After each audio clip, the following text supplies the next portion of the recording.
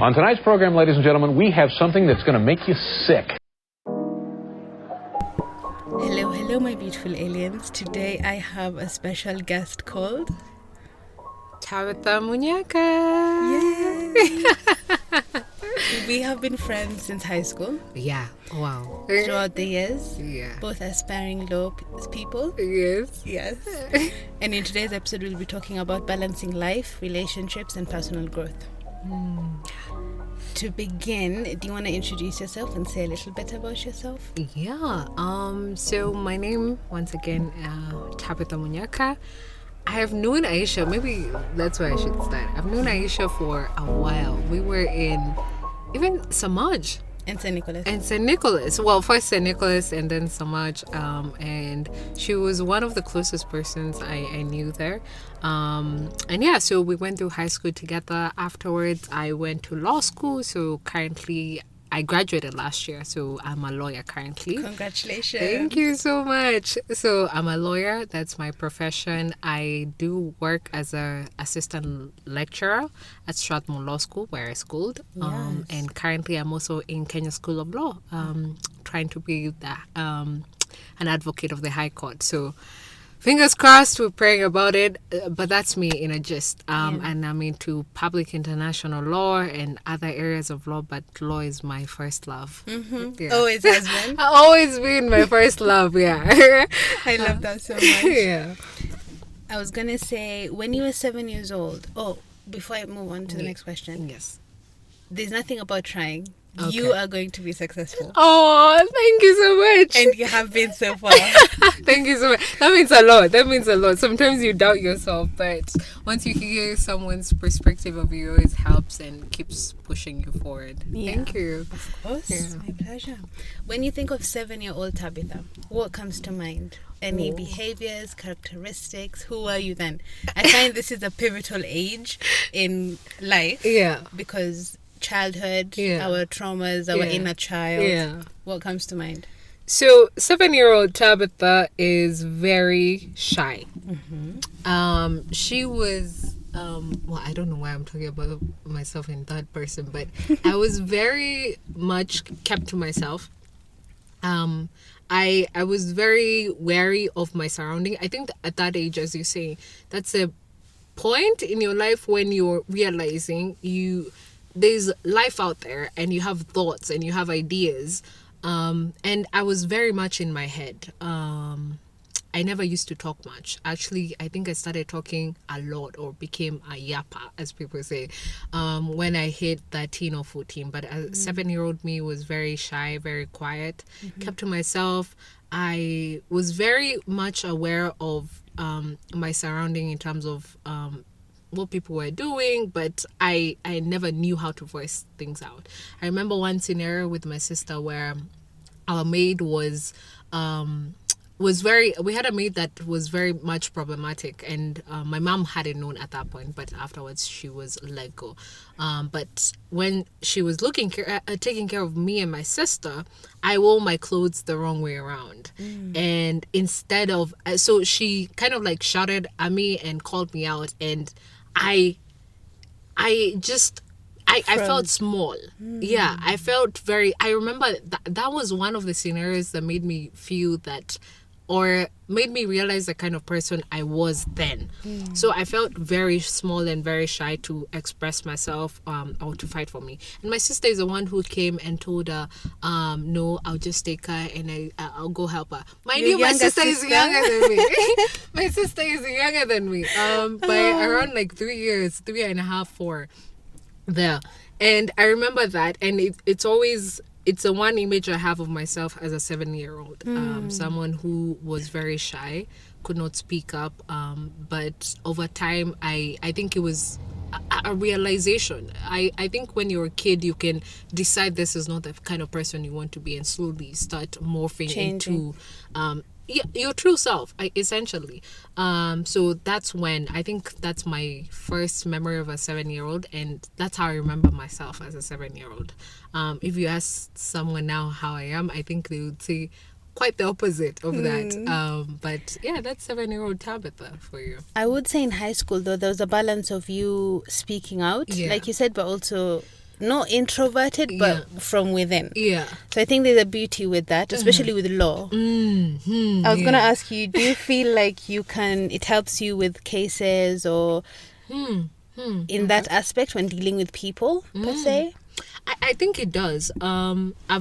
I've had to come out of I had to come out of my shell to become someone who knows how to voice out things and knows how to construct and communicate. I think that's a big part of being a lawyer. I don't think you ever perfect it. I think it's over the years, as you do things, you become better at it. But also someone who sometimes needs to be in their own head. So there has to be, I think they're called ambivert, someone who's not I think I'm an ambivert. Yeah. I would say that's how I see it. In terms of... It's okay. In terms of, like, you have to be a balance, and there has to be a balance of you, because you can't be an extrovert constantly. True. So I've benefited from sometimes being in my own head, in terms of trying to think things through. I think when I am going through like a significant change in my life, I always withdraw and like stay in my head. So I stay in my head. I can relate. Yes. So I stay in my head for a while to make sense of things, and then when I can be able to voice them out, that's when I'll voice them out. So I'd say it has helped with law school. My 4 years weren't as easy as someone who's looking from the outside would think, and sometimes I benefited from taking those back seats and being just within noticing. Like I just needed moments where I needed to internalize certain moments of my life, whether it's schoolwork, whether it's personal. So I would say it's a good balance. It does help with being a lawyer, because I think sometimes we speak without thinking, but as a lawyer you need to internalize or foresee all kinds of possibilities and outcomes, and if you cannot do that within your head, then anything that you're saying to a possible client sometimes can, get you into trouble, because you're promising more than you can deliver at the end of the day. So I would say, it does help a lot to be a person who can be able to speak out and comfortable around people, but someone who can withdraw when need be. It definitely makes you more self-aware. Yes. And I was also going to say, with clients, if you, as someone who does internalize and notice things, does it help that skill? Because not everyone has it, or some people work with over time. Do you feel like you meet clients or people in the workspace who are like that? Does that skill help you connect with them or improve, or not as much? It depends. I think it depends. I think I graduated last year, and I've only been able... Where I've interacted with people the most is in classroom settings, students who are, whether they're first years or fourth years. I always say there's a difference between a first year law student and a fourth year law student. One has gone through the 4 years, one is still in the early stages of their law career. So noticing or being able to also see what other people can't see, or notice when someone has a problem, really helps you out, especially if you're someone in academia and you're also a lawyer, because... Which is you? Yeah, which is me. I think people are good at masking this. It's very easy for a lawyer to mask things, because they always put the emotions last, and they're like, there's work to do. Logical. I'll suppress what I'm feeling like right now, what I'm going through in my personal life, to get the work done, because the work has to be done. And so it has helped me to at least reach out to students who are struggling. In moments where I've had students, I know of a particular case where a student has called me several times and they're like, I can't do these exams, I can't do this. And that just started from a point of, I found the students sitting somewhere in the basement of the law school, and I found them sitting there. I had a busy schedule that day, but something propelled me towards them. So I went and I sat down with them and I asked them, what's going on, what's up? So just being able to notice, like, you can't go through life, and I think I'm realizing this as I adult, you can't go through life thinking that it's not your business, or other people's sufferings or what they're going through do not concern you in any bit. They do. They do. To some extent, you have to have the emotional intelligence or Empathy and humanity. Exactly. That's what it is, yeah. Empathy is much needed, especially if you're in academia, or certain spaces where you interact with people a lot and younger people than you. Yeah. So that was one of the many significant moments I've had in my career where I've been able to bring out this emotional side of me in terms of connecting with someone not on an intelligent basis, Not but intellectual. yeah, not more intellectual, more humane, trying to help someone out. And I've seen that student go from a place of, I am going through so much, I cannot handle this, to have the confidence to say that I think I can do this exam, I think I can go for Succeed. this opportunity. Yeah. So I would say that it does take some time, and we do sometimes have to take a back seat and say that, yes, I know I have a lot on my plate, but it's not always about yourself. In this society is a matter of helping other people, and I've benefited from other people doing that to me. So it is my goal that I can be that person for another person. That's and then beautiful. Continue the chain. Yeah. I think it's a huge thing also online. I don't know if you've noticed with the art of connection and community. Yeah. Because pandemic time, there's a lot of loneliness, and it's just something people tend to experience from time to time. Yeah. And I believe you listen to the podcast now because they Yeah. do talk about that. Yes, definitely. I think COVID, that's what it taught us, that we need to ask people how they're doing, Really? and not judge, and also not be content with being told I'm fine and then moving on. I actually, funny you say that, I'll share this. I was talking to someone yesterday and they said, you mask that you're fine. You mask your feelings with I'm fine. And I'm like, honestly, I don't want to burden people. And if I haven't figured it out, and they're like, no, I just want to be there for you. Yeah. And I'm like, but it's not helping. So I was like, we'll have to work on this. It I- makes sense. It makes sense. For the yeah. longest time, there's a period of time when I wasn't okay. I hated hearing, how are you? So I would even go to the extent of saying in Islam, Alhamdulillah, I'm fine, thanks to God. So one time my mom was like, what does that mean? And then I was like, what, you want me to start telling you how I really am? Do you have the time for that? She was like, are you okay? I was like, I'm fine, I just don't like that question. Yeah. It's a really hard question. Yeah. And also it depends who's asking you. True. I always think that, because I work in a space where you come to work and the first place, oh hey, how was your weekend? How are you? And you're like, we don't know each other. It's like asking. It's like someone saying, "What's the weather like?" Yeah.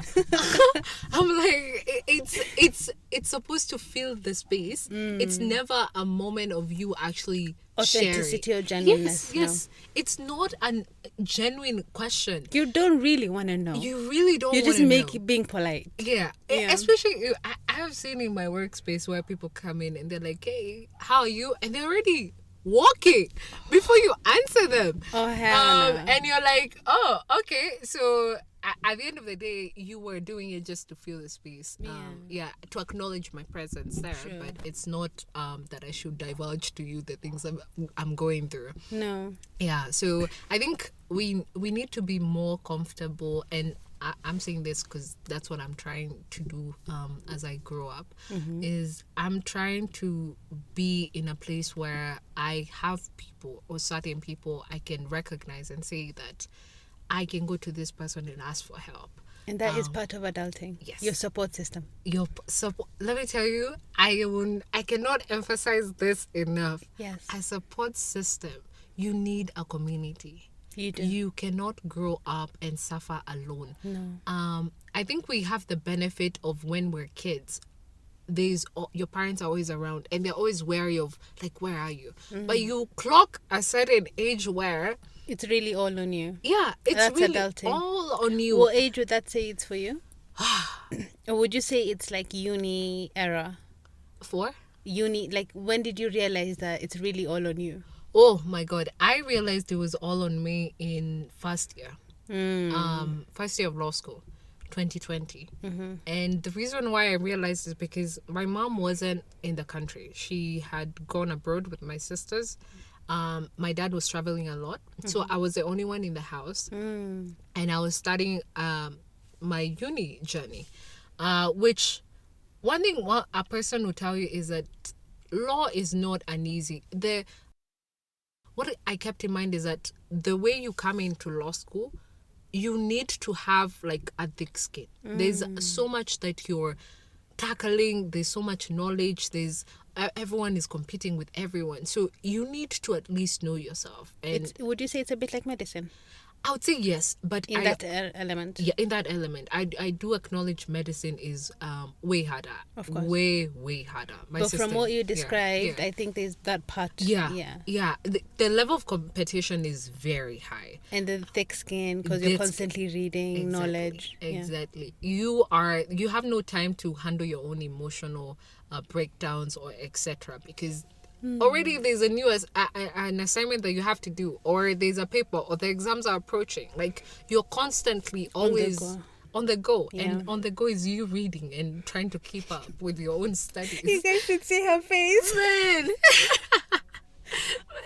You did your best. I did my best. I'm proud of you. I know. I thank God, because there's a time, and I think there were 2 scenarios in my law journey where I thought, like, no, I can't go on with this. And the first one was first year. That's why I'm saying first year was when I realized that really I'm growing up. I need to figure out my support system. So it got to a point where I'm the only one in the house. And I am going... Actually, in the first semester, I didn't go to school because of... Well, I was studying online. Yes, because of COVID, it was shut down. And we were the first people to start uni, and you're just in your house. You're not meeting new people. You are not meeting your lecturers. Me too, actually. Same, Yeah, right? yeah. It was a crazy period. I won't lie, I liked it. Yeah, really? Partly because for my A-level, so I didn't do my A-level exams. So I was used to a little bit doing it online. Yeah. And then moving to a new city, I kind of like the isolation. It just felt like I was in my own bubble. Yeah. Just figure out things first As you go. So that gave people a period. But I was in a place where I was really excited about the uni life. The fresh start. To some extent, sorry. And I was in the house and I was studying there. And then I was constantly... I'm a person where, as I told you, I sometimes withdraw. And that's a moment where I withdrew, because I am not even being forced to interact with people. I'm in the house at the end of the day. So it got to a point where the pressure is on myself. I don't think I'm doing enough, because I'm not even seeing the reward. I'm at home. Like, how else am I going to judge this experience and whether it's working for me? So I was constantly emotional, and no one could see. So I enter class, whether I speak or I don't speak, they don't even know me. So at the end of the day, I don't even have I haven't created friendships or bonds with people that I could be able to ask them, are you feeling this way? But now that I've had these conversations with people I graduated with, they tell me that they also went through the same thing, but we couldn't have known that because we didn't know each other at the end of the day. So that was an isolated but collective experience. Yeah, that is weird as heck. Collective but isolated. I think that's the perfect description of it. Yeah. Because I remember I broke down. I called my mom like the second month of school, and I told her, I don't think I'm meant for this. I don't think I can do this degree. And that's when I realized, she was like, I will support you in whatever decision you make. And when I went to I'm religious by not only by the way I've grown up, but it's a choice for me. So I went to said God. that, I just had flashbacks of you being quite Christian. That is insane. It's like a memory unblocked. Yeah. Unblocked. So we used to have many religious conversations in high school. Yes. So I went back to God and I was like, God, I've always wanted to do law. I have always said I want to do law. I am now in it. And why do I feel like I want to withdraw from it? And I didn't get an answer at that point.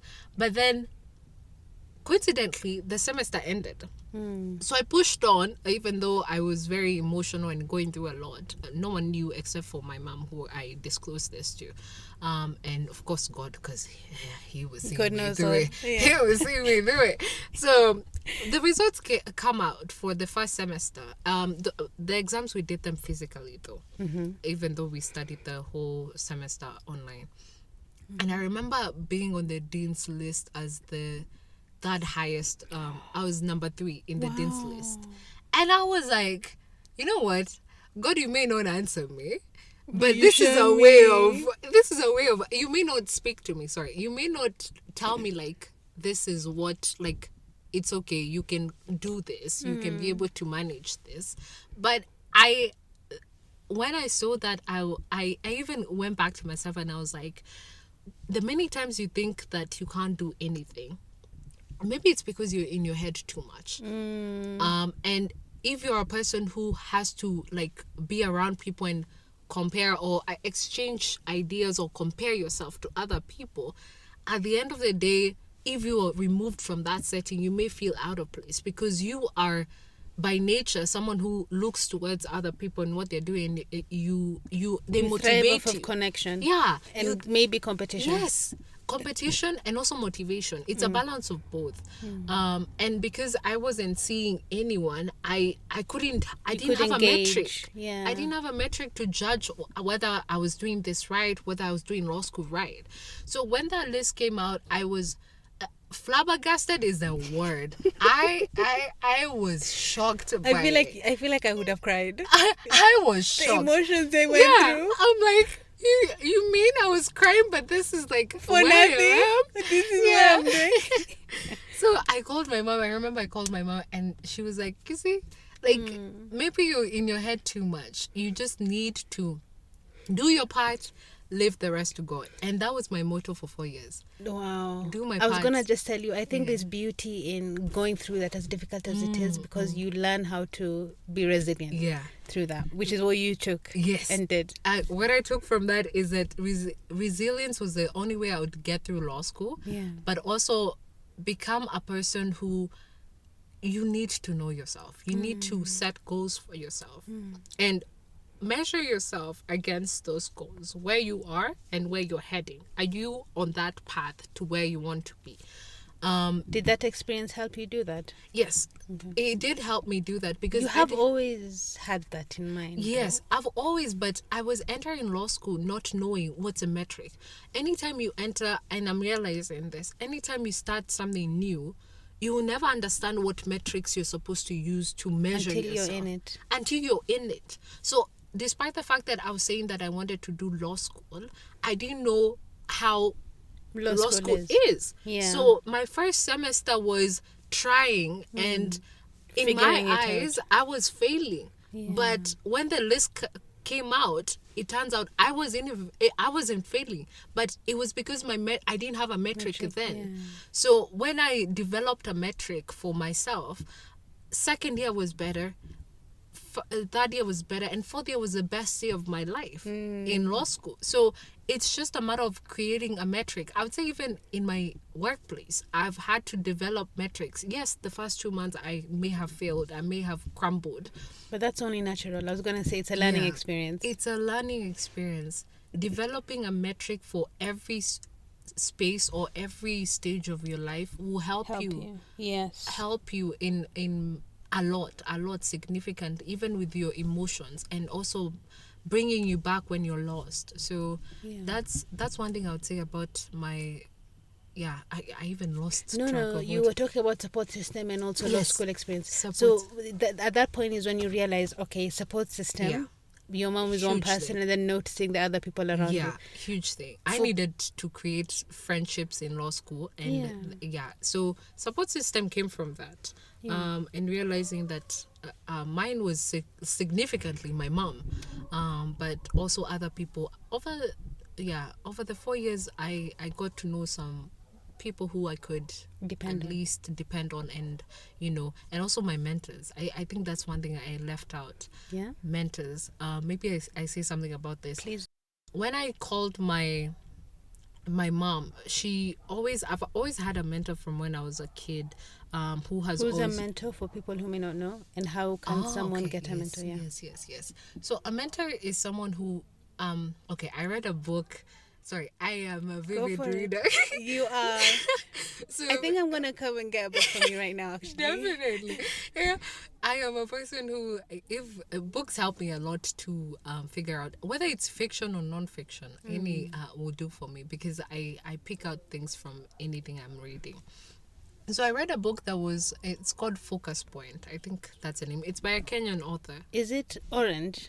No, it's blue. This one is blue. I'll show you. So the book talks about who is a mentor and what a mentor is supposed to do. When did you read this? 2 years ago. I was in third year when I read it. And it said that how you recognize someone is your mentor and not merely a friend is someone who is pushing you towards your goals. They're not trying to make you like them, or they're not trying to fill in a gap in their life where they missed out. They're not trying to tell you that this is the right path to take, or this is what you should be doing with your life right now. They're giving you the values and the disciplines that you need in your life to and the skills to be able to be to achieve what you want to achieve in life.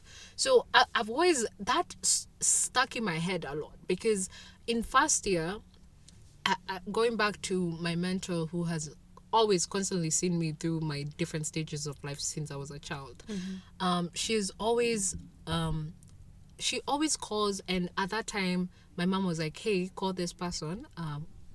That time it's my mentor. She's like, you tell her what you're going through. So I went to her house because my mom wasn't around. I was the only one in the house. So I remember during a weekend I went to her house and we just talked. And she just told me, Tabitha, you've always wanted... She like reminded me of why I wanted to do law in the first place. Because I think sometimes we forget why we started things. And you need a constant reminder from people who have seen you and who have heard you like voice out why you want to do something. So I talked to her and she was like, you've always wanted to do law. And you intentionally even went to the A-levels. You chose the subjects you chose for A-levels. You shifted schools for A-levels just because you wanted to align yourself with the law at the end of the day. So I remember that conversation, and it's one of the things where a support system is always good. Going back to that. So my mom, my mentor, they've increased over time, but her specifically, she was... she saw me through the 4 years, I would say. And then being able to even have friends who you're going through the same thing. So I always see that you have to have people who are below you, people you're on the same level with, and people who are above you in terms of age, experiences, career, etc. That's a nice balance. Yeah. So it's a nice balance, because you look at the people who are below you, and now I have more of them because of my job. And you're like, okay, I can see, I can be able to like be a mentor to this person because I went through the same thing and provide the support. The same place you can yap, you can it's a way of getting the stress out and etc. I'll tell you about my journey currently in KSL. So I would say that right now I'm in a place where the same people I went to high school to uni with, we're in KSL together working.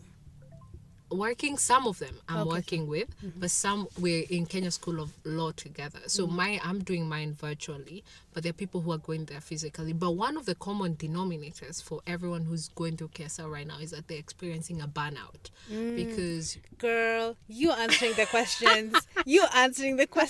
I haven't had to look at the phone for 1 second. Go on. So yeah, I was gonna ask you, how do you deal with burnout at some point? Burnouts, yes, okay. So maybe we're moving on to the burnouts. Yeah. So it's gotten to a place where even this week I've had conversations with like 4 people, and we're all in Kenya School of Law together. We did uni together. And some of them we've gotten closer because of Kenya School of Law. We weren't that close in uni.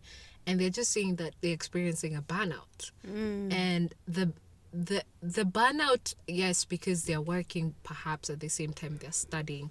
Sometimes when you're studying, there's some challenges that come with it, like some people are not cooperative, etc. Or your work, you're getting more work, people are not taking into consideration that you're also a student at the same time. And also time is running out.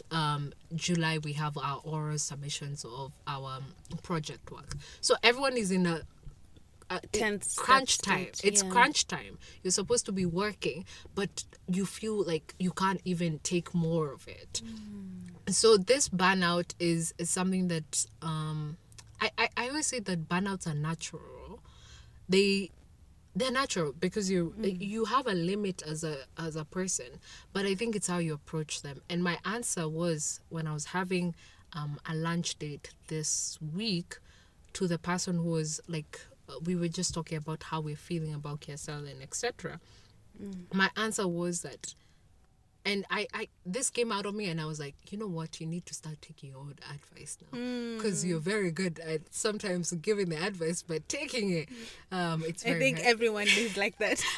I don't know why humans we know the Weird best thing for but ourselves. doing it is a whole other thing. Doing It's it like is me very preaching hard. here, give yourself grace. Yeah. People are like, give yourself grace, please. I'm like, Yeah. but no. Yeah. Yeah. That's why we need people to keep us accountable. Like, you say this, you Why? ain't doing this. That's hypocrisy. Yes. You know what? We need to start calling it hypocrisy. Yeah, because it Yeah. deepens it. Yeah, it It's like, you deepens know it. what, you're right. Yeah. I should treat myself better. Exactly, because that's hypocrisy at the end of the day.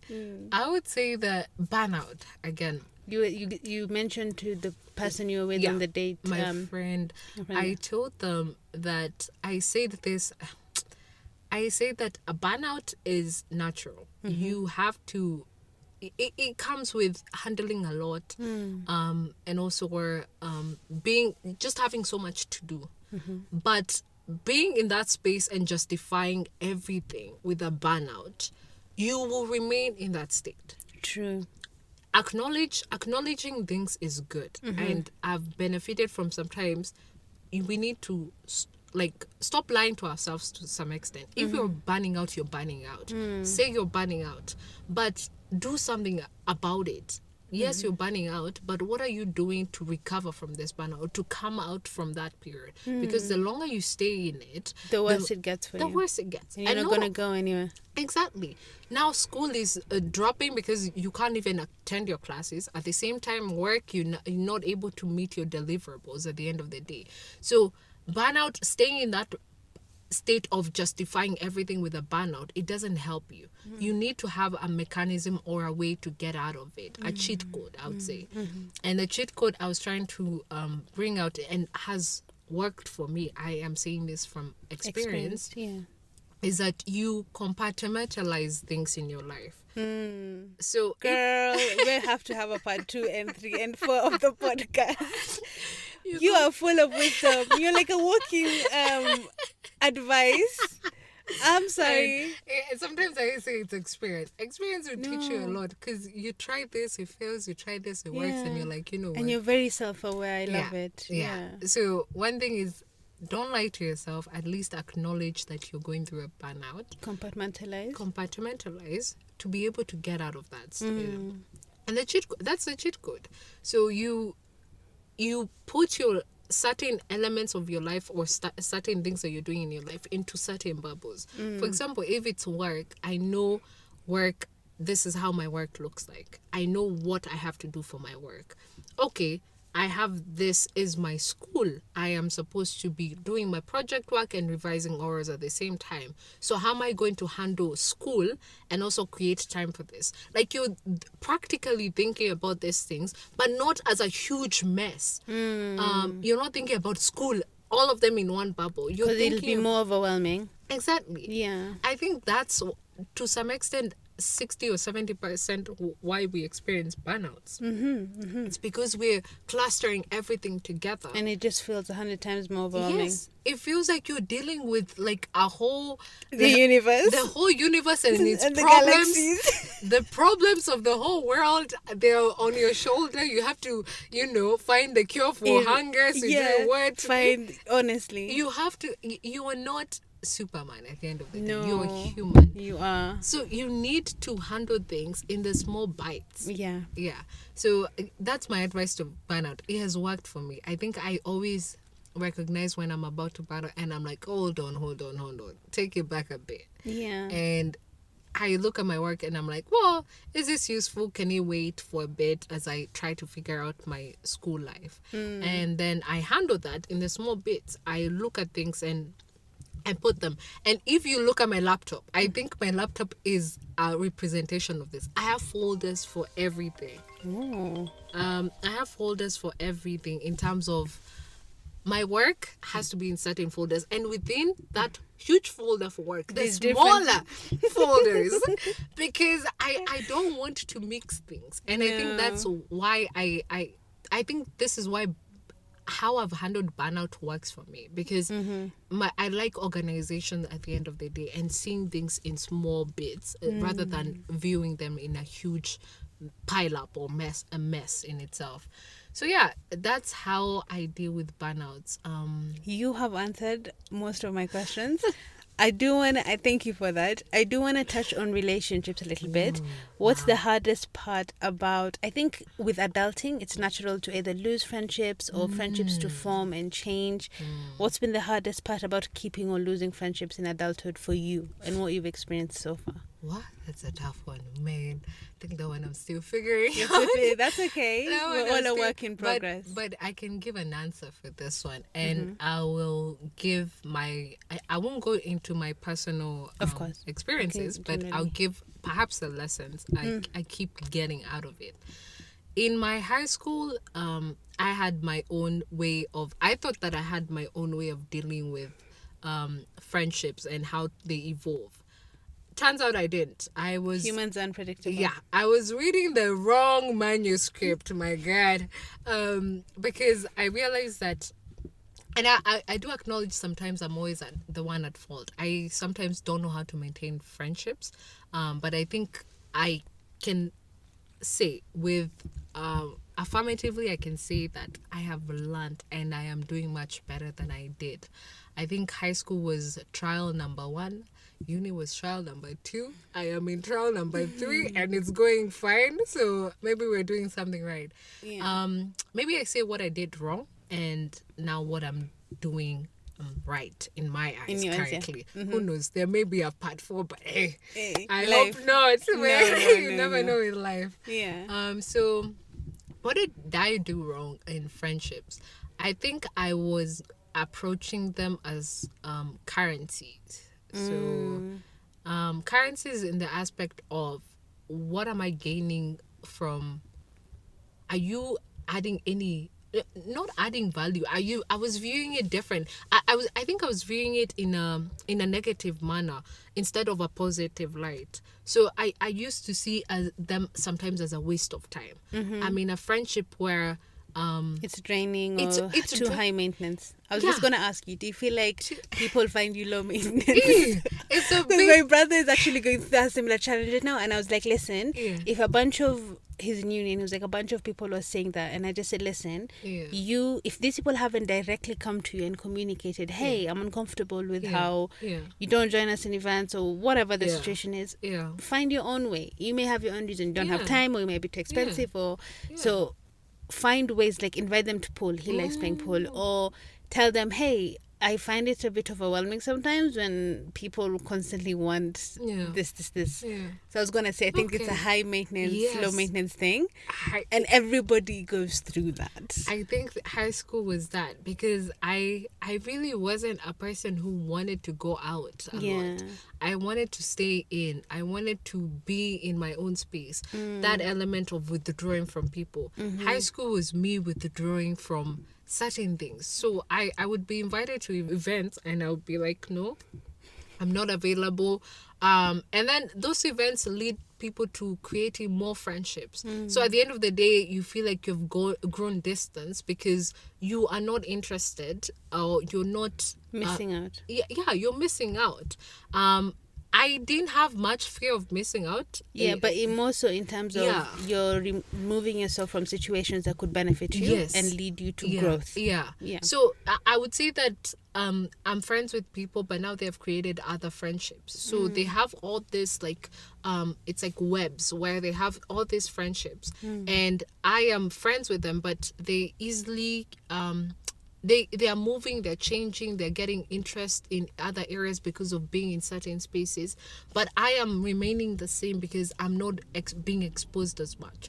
So I would find that we have grown even distance because they have Similarities experienced are more. not- Yeah, they're experiencing more, but what I'm experiencing in my own cocoon is a bit more different. I have certain niche interests that are not very common with them now. So I would withdraw from those friendships based on that, and I'll be like, really, we're not serving each other here. We are so different, so what's the point of continuing with this friendship? And then it would end there.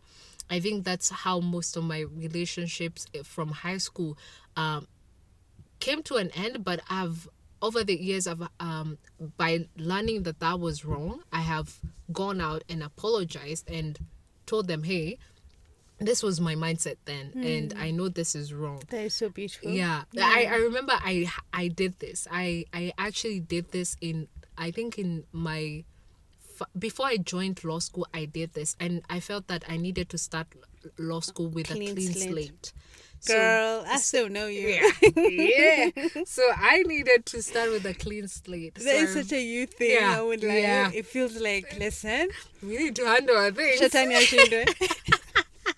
We had to handle our things.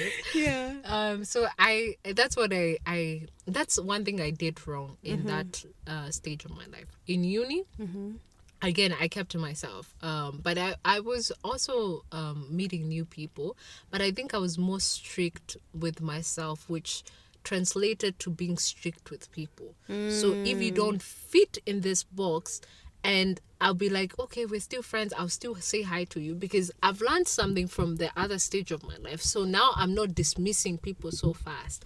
But now I'm still You the know strict. where to place. Yeah, people. I'm placing you in a certain, but not in box. a bad way. not in a bad way. Yeah.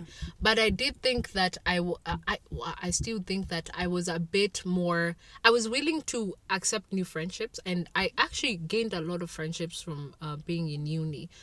So at least I learned from my high school experience. Mm-hmm. But I think what I still did wrong was that I placed people in boxes of, this is a shallow friendship. I was never open with people. So what I was going through, I was keeping to myself. So that's the element of withdrawal I'm talking about. Like we would talk about the funny stuff, we would talk about the great stuff. But when it came to the serious stuff, what is happening in my life? Why is this challenging? How are you handling this emotional self?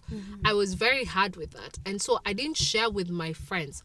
Used to go to my mentors. I used to go to my mom. I used to go to people who are not in my schooling element, because I always thought that you will use this against me. So I'm like, no. I can't be in the same space where you know me in the schooling era and we're in the same know class. me personally, But, on and that then level. you know me personally. That's It just too felt a much. bit. When you were younger, did you have an experience, or have you seen an experience where people use their personal lives against them? Or is it just something where, okay, I was going to ask you, is it just something where you've always grown up and said, that's just naturally being a private person? That could be also be. I think I'm naturally a private person, but I've also seen it. So it always justifies my privacy. Do you see how the two? Yeah. Yeah. That's why I thought of both together. Yeah. So I'm a very private person. Sometimes, actually, there's certain people who know things that other people don't know of me, and they know other things that other people don't know. And I would say, like, okay, someone doesn't need to know you 100%. There's certain people you can choose to know you to some. You can choose the level to which someone knows you. True. Depending on the friendship itself. But I say I was born very private. Like my character and my personal self is very private. But when it comes to having seen people use that against other people, yes. I think it's high school, like the elements of gossiping, of people like using things that maybe they found out about you against you. So you view that and you're like, well, this justifies why I'm private. The one thing I tell you about myself, you're using it against me at the end of the day. Yeah. So it justifies me being closed off. You took me back into that environment. Yeah. So my uni life, I was doing that within my friendship. So I wasn't really being personal and vulnerable with people. And they wanted me, and there are people who their justification of your friendship or how they want to know the level of the friendship you have with them is how much do you reveal to them. So the more you give them personal information, the more they feel like, yeah, this is a friend of mine, the best of friend. So I think I was better at keeping secrets and being that person people can come to and talk to about their personal life. But I would never do that in return, which I felt guilty about even finishing uni. So I sat with myself again and I was like, okay, so you learned this, it worked, you have friendships.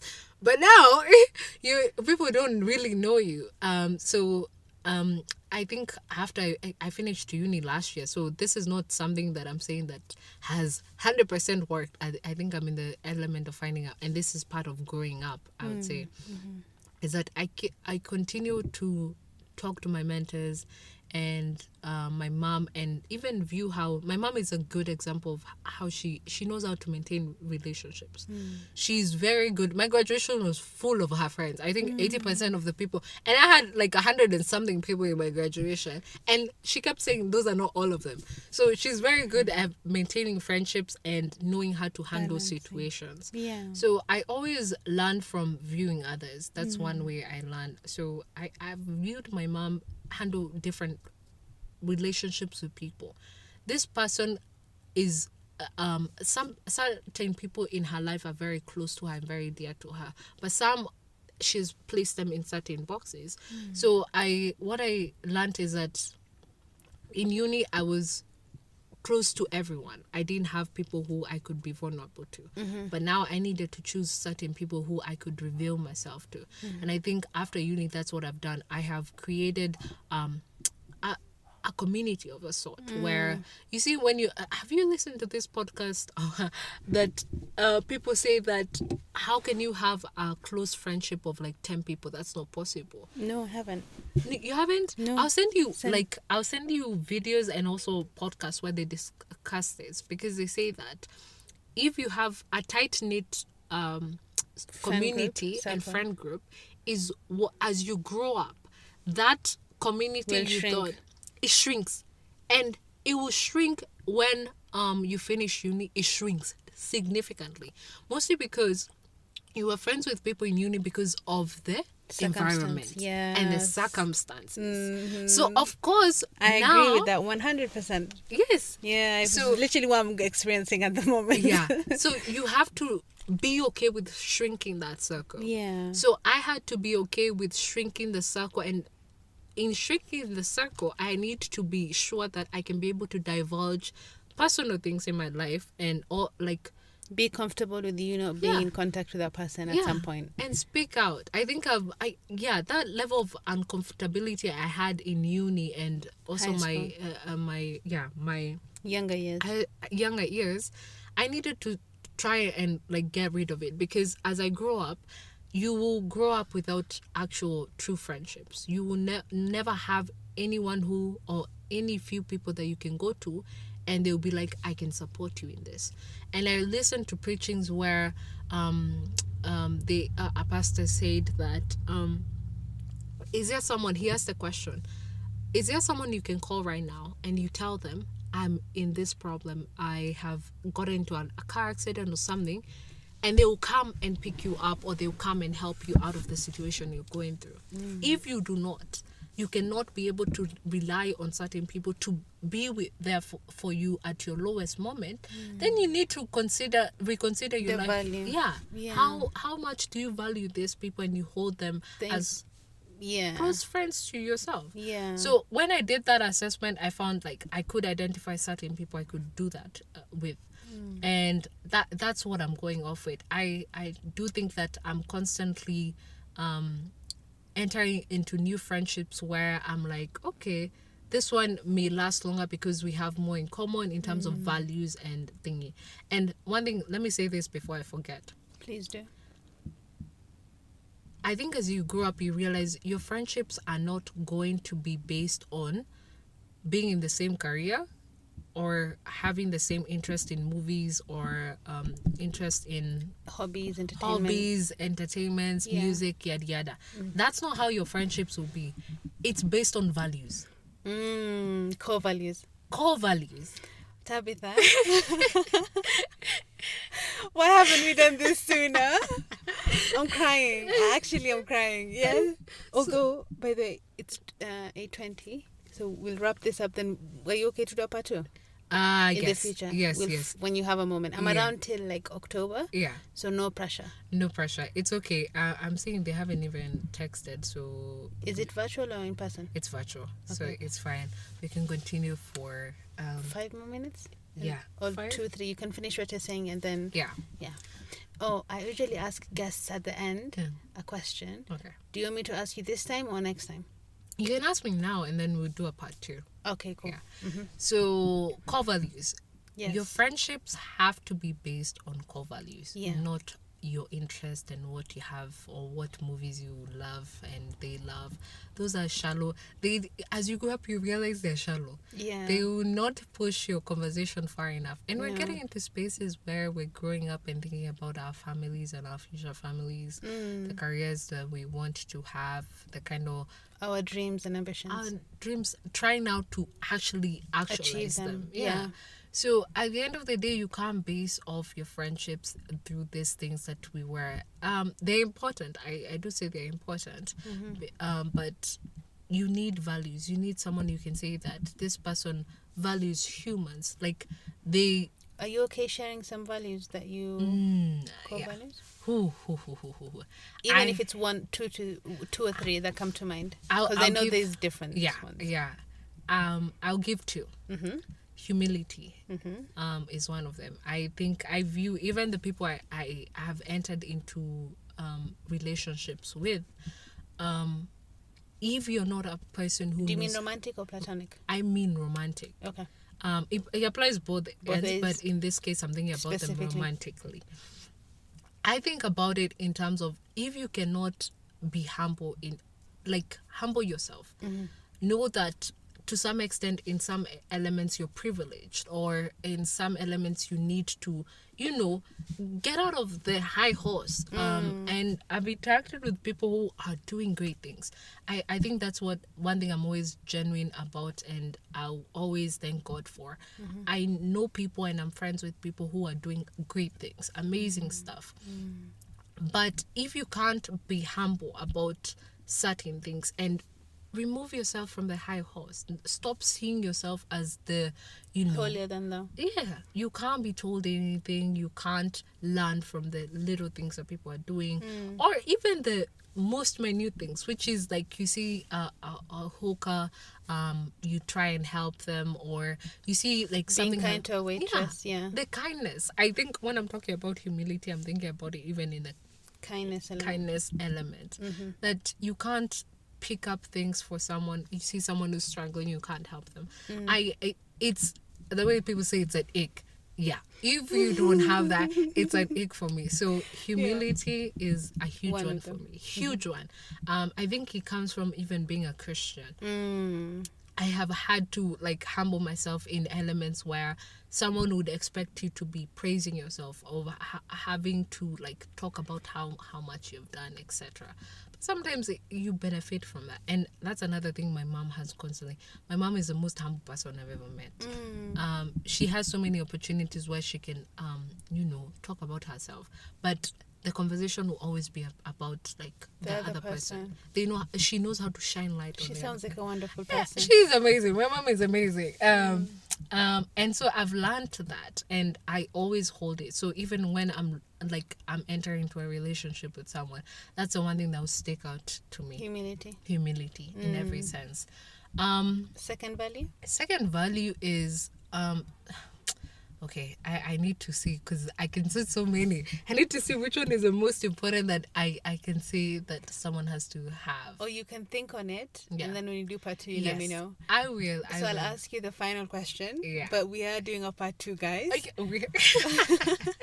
So much. Yeah. A previous guest asked, called Jalel, what is your hidden talent? What is my If you have one. Oh my days. What is my hidden talent? I can think of one, but this is a while ago. Oh, okay. You want to tell me? You can do a split. Yes.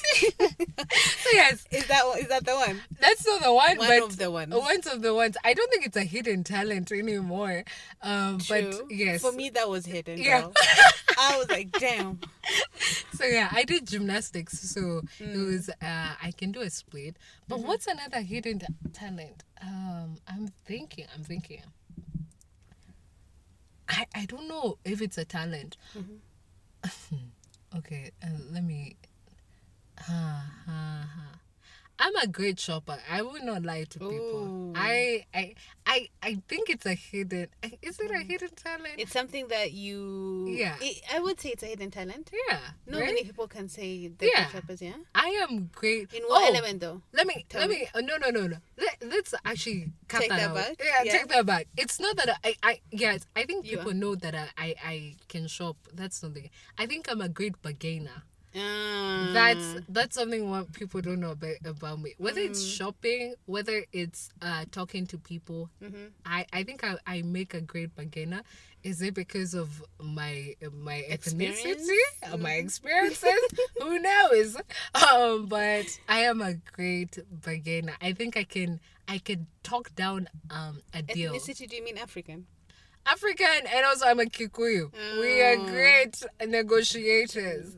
So I can negotiate. Sometimes I'm even shocked at the things that I get out of. Like, I find myself in a very hard spot, but one thing I'm always sure of is I'll find my way out of it. Where there's a will, there's a way. There's a way.